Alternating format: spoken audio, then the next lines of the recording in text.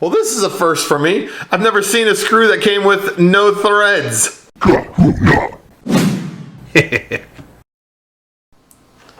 Today we're taking a look at another quadcopter frame. This is the MM130 made by Realacc, and it looks kind of like this. Now these quadcopters frames that look like this are kind of nice because these carbon fiber plates guard the propellers. So if you bounce into walls, then you have a little bit better chance of surviving because you got guards there, and so your propellers aren't getting hit. The disadvantage of a 130 frame is that when you're running 3-inch props, you tend to get blown a little bit harder by the wind, and that kind of sucks. But then also this one here, having all this extra carbon fiber to act as guards, also is probably going to weigh a little more. So let's get this thing opened up and we'll take a look at what all's included.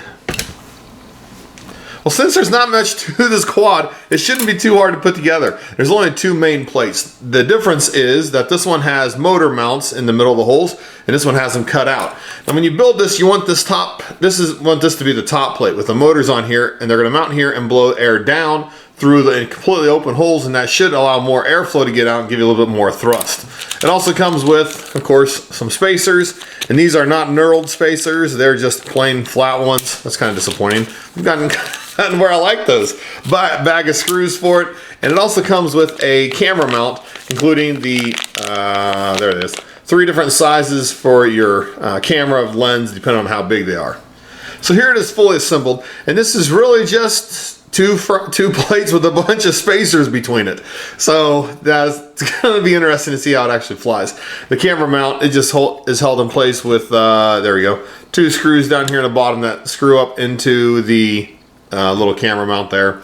So there's really not a lot to this, like I was saying. The flight board is going to sit at a 45-degree angle. So inside clean flight, you'll have to rotate the board 45 degrees, which will be a first for me because everything that I've always flown, I've always rotated it in increments of 90.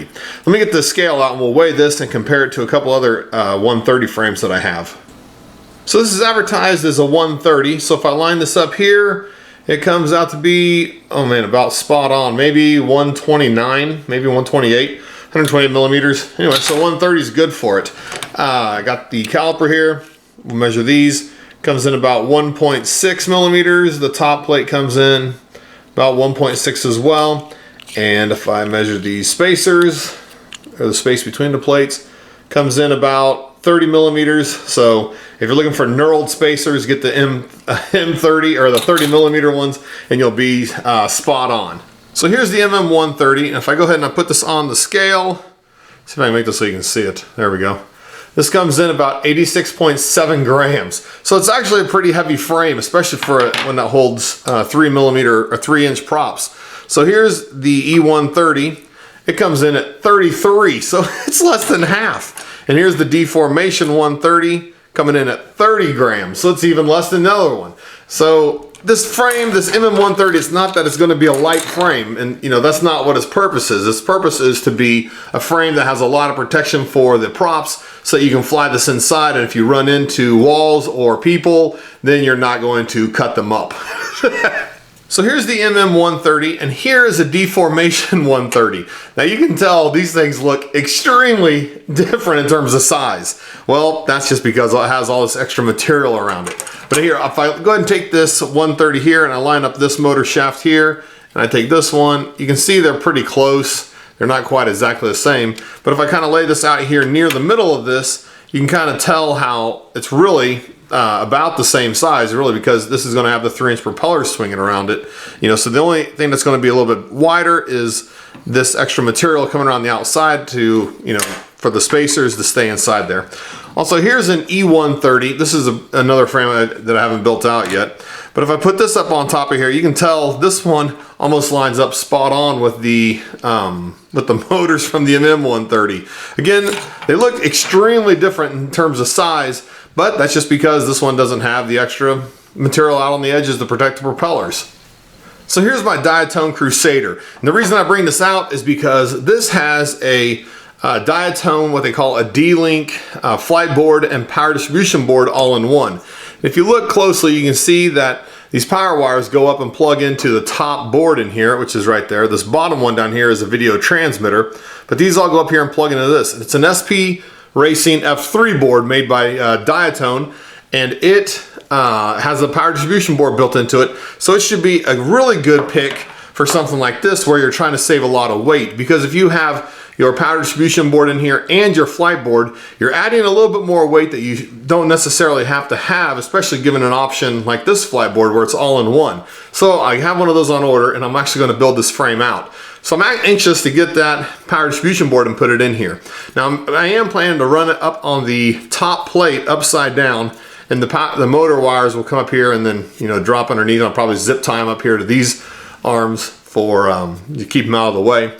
But I am anxious to see how this actually flies and to fly it inside. And if I go someplace like that has long hallways, then I wouldn't feel so bad about flying it down the hallway, because if you do hit something, it's really just going to be the impact of the frame that's going to cause damage, not the props spinning around.